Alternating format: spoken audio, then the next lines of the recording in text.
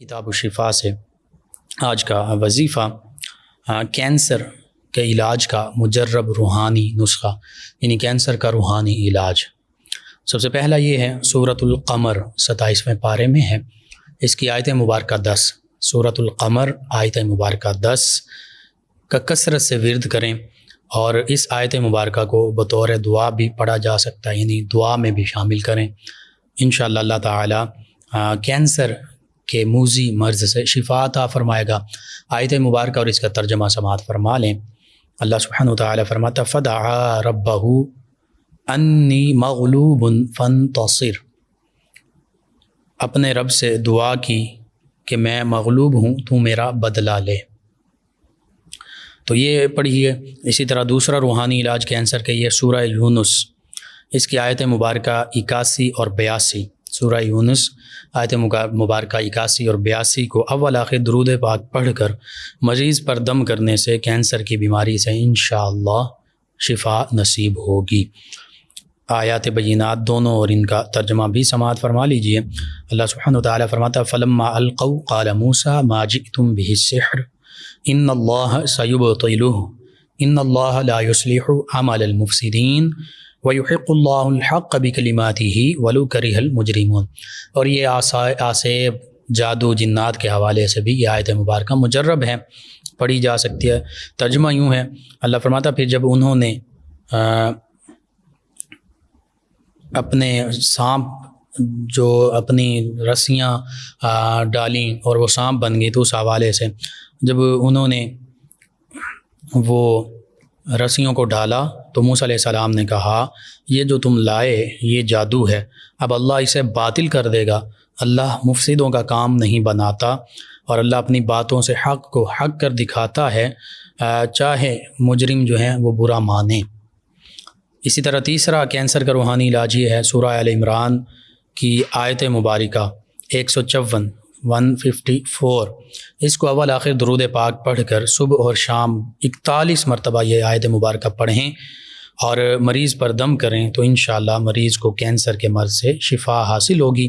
آیت مبارکہ اور اس کا ترجمہ سماعت فرما لیجیے۔ سورۃ آل عمران آیت مبارکہ 154، ثم انزل علیکم من بعد الغم امنۃ نعاسا یغشی طائفۃ منکم وطائفۃ قد اہمتہم انفسہم یظنون باللہ غیر الحق ظن الجاہلیہ یقولون هل لنا من الامر من شیء قل ان الامر كله للہ یخفون فی انفسهم ما لا يبدون لک یقولون لو كان لنا من الامر شیء ما قتلنا هاهنا قل لو كنتم في بيوتكم لبرز الذين كتب عليهم القتل الى مضاجعهم وليبتلي الله ما في صدوركم وليمحص ما في صدوركم وَلْيُمَحِّصَ مَا فِي قُلُوبِكُمْ وَاللَّهُ عَلِيمٌ بِذَاتِ الصُّدُورِ۔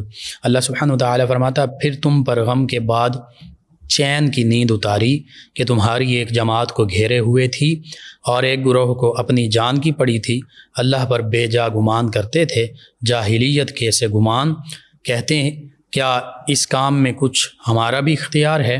اے پیارے حبیب صلی اللہ علیہ وآلہ وسلم آپ فرما دیجئے کہ اختیار تو سارا اللہ کا ہے، جو کچھ وہ اپنے دلوں میں چھپاتے ہیں اور جو تم پر ظاہر نہیں کرتے، کہتے ہیں اور کہتے ہیں کہ ہمارا کچھ بس ہوتا تو ہم یہاں نہ مارے جاتے۔ یہ غالباً غزوہ بدر یا غزوہ احد کے واقعات کا ذکر ہو رہا ہے ان آیات بینات میں، اور منافقین جو اپنا خبث باطن کا اظہار کر رہے ہیں اس کا اللہ نے ذکر فرمایا کہ وہ کہتے ہیں ہمارا کچھ بس ہوتا تو ہم یہاں نہ مارے جاتے۔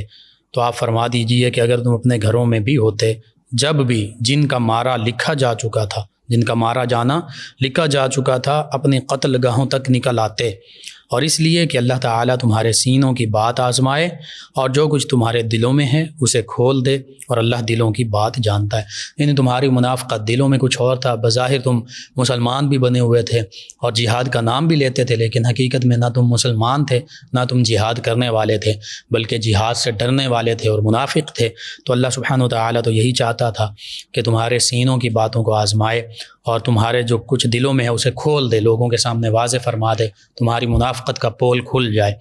تو بس یہ آیت مبارکہ سورہ آل عمران کی 154، اس کو 41 مرتبہ پڑھیں اور پڑھ کر دم کریں، مریض پر پڑھ کر دم کر دیں، انشاءاللہ اللہ تعالیٰ شفا عطا فرمائے گا۔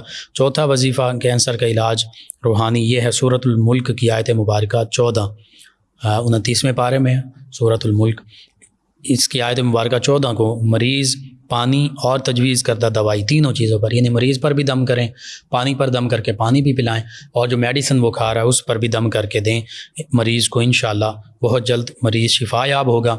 آیت مبارکہ اور ترجمہ سماعت فرما لیں۔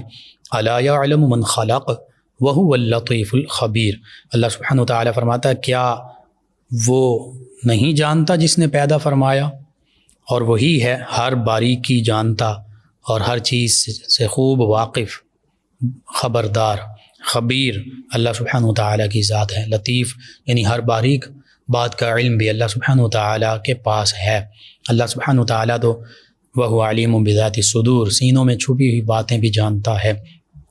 یہ 4 وظائف ہیں۔ 5واں وظیفہ کینسر کے علاج کا، وہ بھی مجرب، سورۃ الرحمن صبح اور شام 3 مرتبہ۔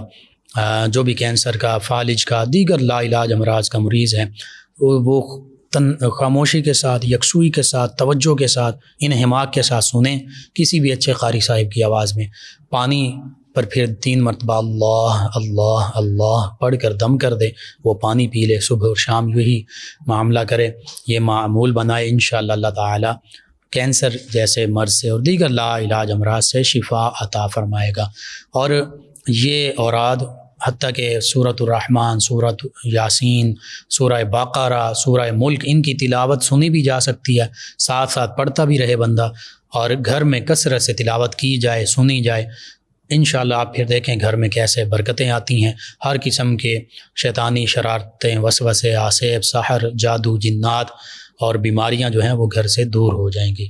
تو لازمی ان چیزوں کو اپنے معمول کا حصہ بنائیے، آپ کو ضرورت ہے، ضرور پڑھیں، اپنے اعزاء قریبا، رشتہ داروں، دوست احباب، پڑوسیوں، محلے داروں، امت مسلمہ تک پہنچائیے۔